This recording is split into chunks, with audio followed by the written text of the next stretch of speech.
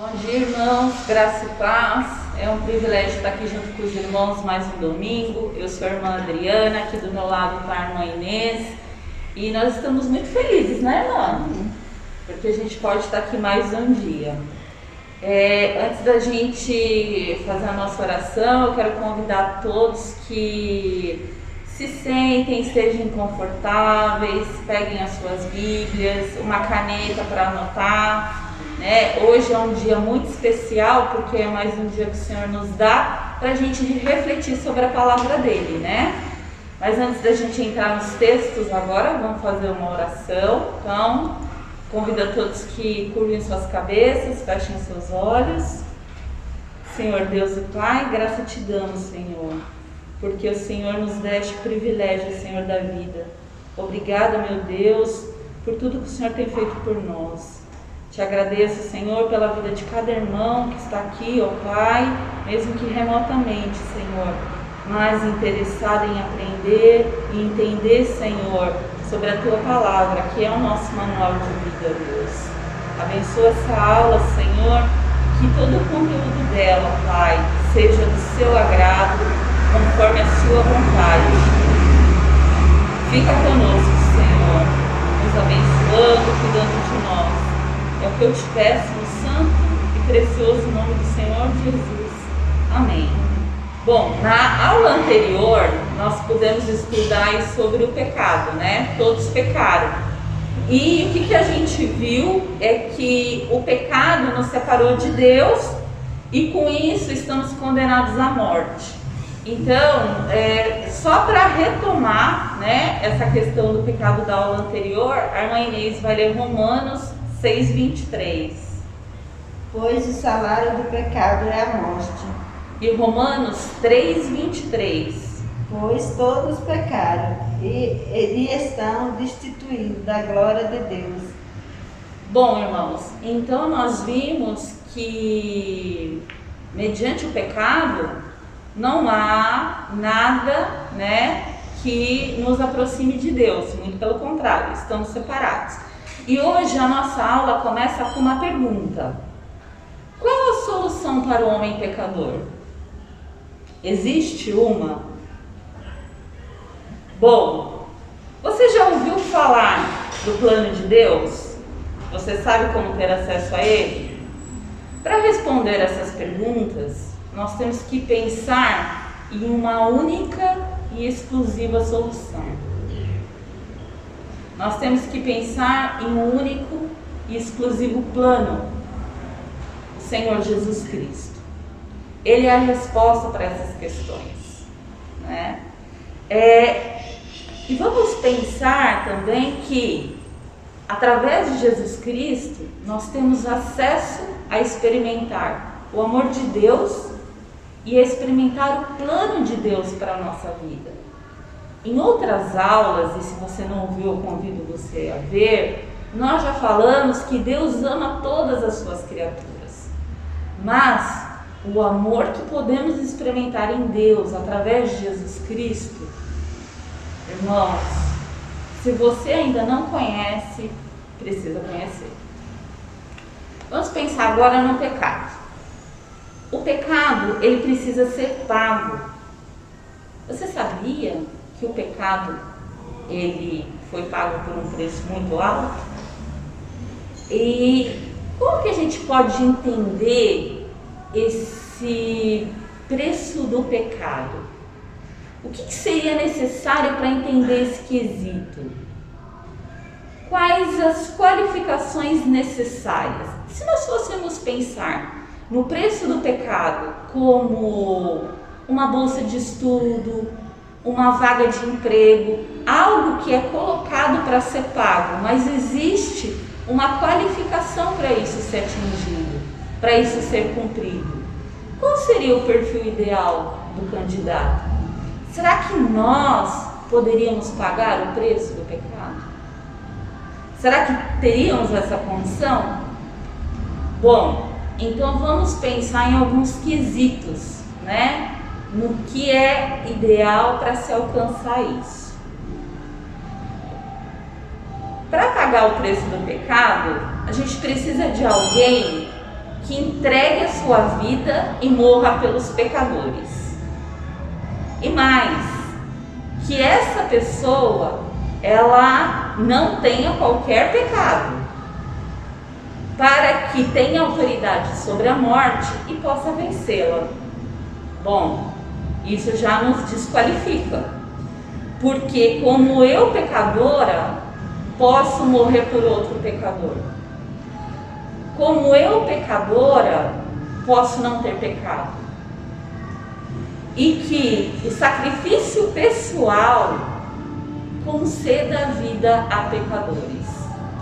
Bom, nesse perfil ideal e perfeito, nós vemos quem? A imagem da pessoa do Senhor Jesus Cristo. Nós vemos através disso o plano de Deus para nós.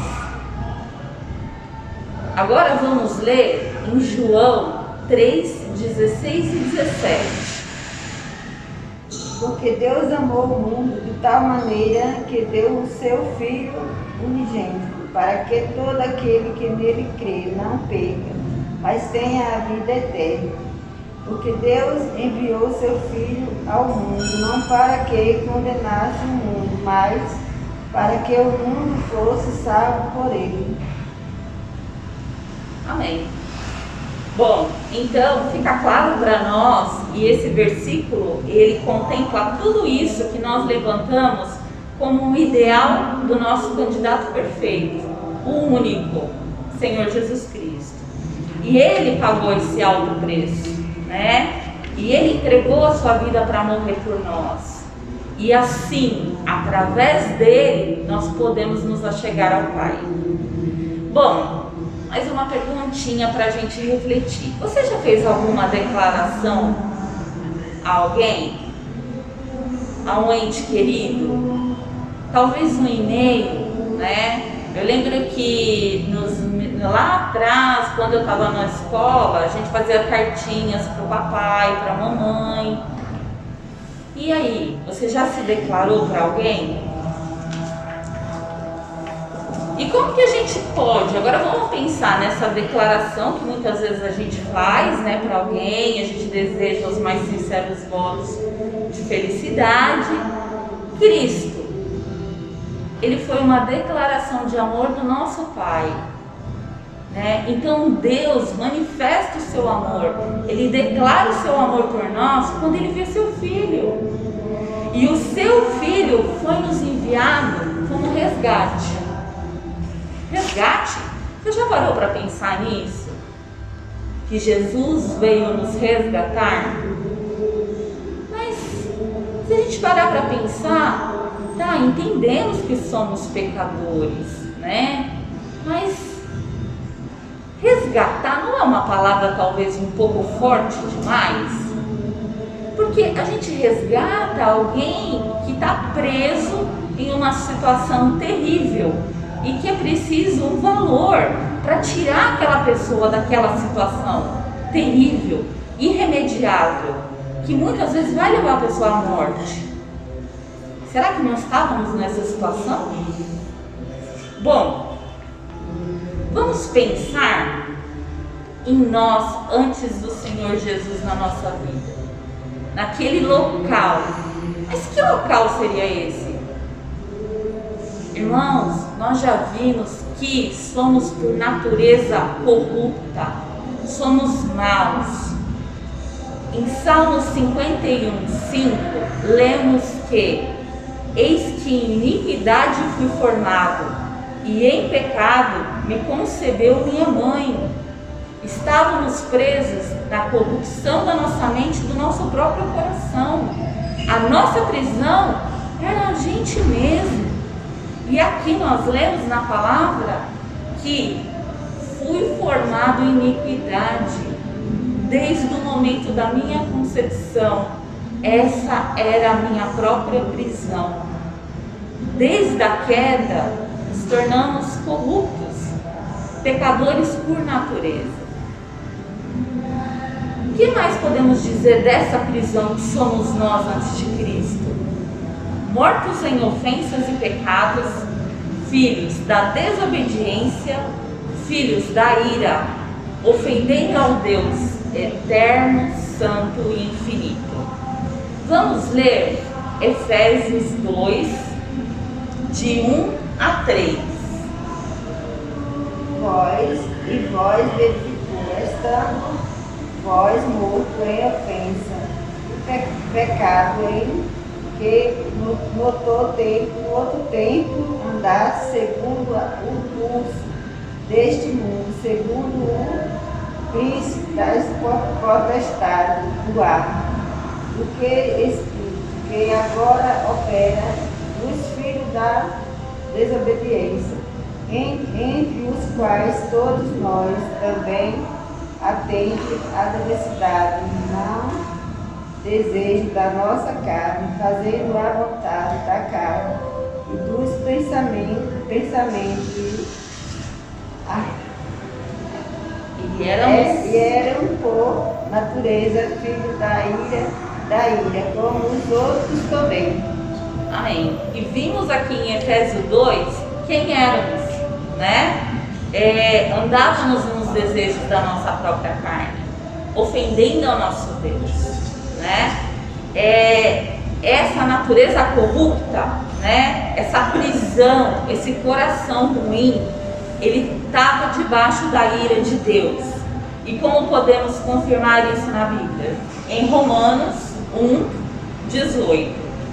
A ira de Deus se revela do céu contra toda impiedade e prevenção dos homens que detêm a vontade pela injustiça. Pois é, irmãos. Então, essa prisão, ela caminhava para um único desfecho, o castigo eterno. Em Romanos 3, 10 e 11 diz: como está escrito, não há justo, nenhum sequer, não há quem entenda, não há quem busque a Deus. Nessa prisão corrupta, que está separada de Deus por um abismo, vemos uma situação delicada, onde o ser humano está, se comparado a uma pessoa que está num hospital, ele está numa UTI. E o seu futuro é um só, a morte eterna. Não há outro meio, não há outro final para essa prisão. Bom, a situação é delicada, é miserável, é fatal. E uma coisa importante que a gente nunca se esqueça: o homem por si só, ele está perdido. Bom, mas aquilo que era impossível realizar pelo homem, não é impossível para Deus, né? E quem nos garante a salvação e a vida eterna? Temos algum mérito diante disso? Se temos mérito ou alguma justiça, isso pode ficar claro em Jeremias 13, 23. Pode acaso Etíope mudar a sua pele ou o leproso, as suas manchas, então poderia fazer o bem, estando acostumado a fazer o mal. Pois é, se nem o leopardo pode mudar as suas manchas, como nós, acostumados a fazer o mal, poderíamos fazer o bem? Então, eu devolvo a pergunta: nós temos algum mérito nisso? Não, nós não temos mérito nenhum. Tudo foi pago por um alto preço, pelo Senhor Jesus Cristo, pelo seu sangue. E quem nos garante a salvação e a vida eterna? É só a gente pensar quem morreu por nós, né? Em Romanos 5, 8 e 9 diz: mas Deus prova o seu amor para conosco em que Cristo morreu por nós, sendo nós ainda pecadores, logo mais agora, sendo justificados pelo sangue, seremos salvos por ele da ira. Bom, a essa altura já está muito claro que Jesus, sendo absolutamente santo, não tendo pecado, é a solução para nós, morreu por nós, né? E através disso ele tem autoridade sobre o poder da morte. Em 1 Coríntios 15, de 3 a 6, lemos: porque primeiramente vos entreguei o que também recebi, que Cristo morreu por nossos pecados, segundo as Escrituras, e que foi sepultado e que ressuscitou ao terceiro dia, segundo as Escrituras, e que foi visto por Cefas e depois pelos 12. Depois foi visto uma vez por mais de 500 irmãos, dos quais vive ainda a maior parte, mas alguns já dormem também. Vemos Jesus obter vitória sobre a morte e o poder para nos dar a vida eterna. 1 Coríntios 15, 55 a 57. Onde está a morte, o teu aguilhão? Onde está o inferno, a tua vitória? Ora, o aguilhão da morte é o pecado, e a força do pecado é a lei, mas a graça a Deus que nos dá vitória por nosso Senhor Jesus Cristo.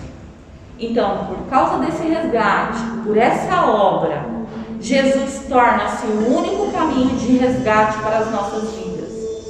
É a única maneira, é a solução para nos aproximarmos de Deus e reatarmos a comunhão com Ele. Se pensarmos que de um lado temos um Deus todo-poderoso e de outro um ser humano corrupto, caído, esse abismo é imenso.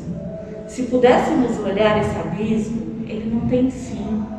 Não tem como o homem por si só conseguir passar por esse abismo. Foi necessário um mediador para que nos aproximássemos de Deus.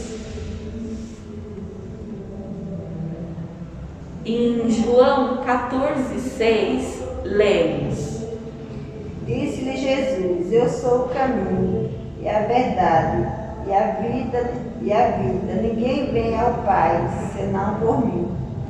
Só em Jesus a salvação. Atos 4, 12 e 13. E em nenhum outro há salvação, porque também debaixo do céu nenhum outro nome há dado entre os homens, pelo qual devemos ser salvos. Então, eles, vendo a ousadia de Pedro e João, informando-os de que eram homens em letra e indouto, se maravilharam e tinham conhecimento de que ele havia estado em Jesus. Pois é, irmãos, como já vimos, Jesus é nosso elo, nossa ligação. Ele intervém por nós, ele nos concilia com Deus. E ele nos tira da condição de pecador. Lembram quando a gente estava falando de resgate? Que estávamos presos na nossa própria corrupção e para nós não havia outro meio, outra saída, e que tudo levava para a condenação? Pois Jesus nos tira dessa condição de pecador e nos leva para a condição de justificados em Cristo. O que significa isso? Qual que é o tamanho desse passo? Uma vez que somos justificados em Cristo, todas aquelas iniquidades que nos separavam de Deus, que literalmente nos faziam inimigos de Deus, foram castigadas em Cristo. Em Isaías 53, 5, lemos: Mas ele foi transpassado pelas nossas transgressões e moído pela nossa iniquidade. O castigo que nos trouxe a paz estava sobre ele, e pelas suas pisaduras foram sarados. Bom, para que nos pudéssemos apresentar diante de Deus como inocentes agora. Por quê? Porque a nossa dívida foi paga. Nós sabemos que não somos inocentes e nem deixamos de ser pecadores, mas sabemos que tão somente por causa da obra de Cristo somos declarados justificados diante do Pai. Em 1 Timóteo 2, de 3 a 6, lemos: Porque isto é bom e agradável diante de Deus nosso Senhor, que quer que todos os homens se salvem e venham ao conhecimento da verdade. Porque há um só Deus e um só mediador entre Deus e os homens, Jesus Cristo, homem, o qual deu a si mesmo em preço de redenção por todos, para servir de testemunho a seu tempo. Diante desse versículo, eu convido os irmãos para meditar sobre uma palavrinha especial, a redenção. Então, o qual se deu a si mesmo, estamos falando de Jesus, em preço de redenção por todos. Irmãos, naquele tempo, a palavra redenção, além de ser um termo comercial, no Antigo Testamento ela era usada para falar, para descrever quando um escravo era comprado justamente para ser libertado. Então, esse é o preço da redenção. Escravos do pecado, condenados à morte, agora são comprados pelo preço da redenção de Cristo e libertados. Nunca se esqueça, Deus, ele tomou a iniciativa de ligar o abismo que nos separava dele, ao enviar seu Filho Jesus Cristo para morrer na cruz, em meu lugar e em seu lugar, pagando o preço dos nossos pecados. A aula hoje até pode ter sido um pouquinho mais rapidinha, mas é um conteúdo muito intenso, muito grande, que deve ser pensado e refletido. Não esqueça, Deus chamou e Ele declarou, manifestando o seu amor através da vida de seu Filho. Jesus verteu o sangue na cruz. A obra da cruz foi por mim, foi por você. Essa é a solução para os nossos pecados. Agora eu te convido a não deixar de ver a aula da semana que vem. Vamos ver muitos mais desdobramentos aí sobre as leis espirituais. Por ora, eu quero que você pense em uma questão. Digamos que alguém prepare para você um lindo presente para te dar. E essa pessoa chegue com um belo embrulho, cheio de fitas, de laços, né? Esse presente pode até já ter sido perfumado e o aroma que está em volta desse perfume é excelente. E essa pessoa estende a mão e ela quer te entregar esse presente. Mas, por algum motivo, a sua resposta a essa atitude é dizer: desculpe-me, mas eu não tenho qualquer interesse em receber esse presente de tuas mãos. Fica uma reflexão para você. Nesse caso, por mais valioso que seja o conteúdo desse presente, você não vai poder usufruir dele. Pois você negou receber, você não quis, o presente está ali, feito especialmente para você. Que possamos meditar nisso, possamos meditar nesse presente que é o Senhor Jesus. Irmãos, é muito bom estar aqui e que cada texto lido aqui os irmãos possam estar refletindo durante a semana. E se há alguém que ainda não conhece a solução para os seus pecados, para a sua vida, o presente está aqui, que você possa recebê-lo.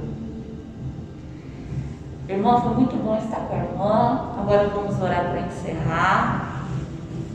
Abaixamos nossas cabeças, fechamos os nossos olhos. Senhor Deus e Pai, graça te damos, Pai, porque o Senhor permitiu mais uma aula hoje, ó Deus. Que tudo que foi falado, Pai, possa estar no nosso coração, na nossa mente, e que possamos, Senhor, a cada dia buscar mais e mais entendimento junto a Ti, ó Deus. Obrigado por tão precioso presente que o Senhor nos entregou, ó Deus. Obrigado pela vida, Senhor, do Senhor Jesus Cristo, por essa entrega, ó Pai, por amor a nós. Ó Deus, abençoa o dia de cada família, Senhor, que está nos ouvindo agora, Senhor. E que a sua mão, Senhor, repouse sobre cada filho seu na face da terra, Deus. É no santo e precioso nome de Jesus que te agradeço. Amém.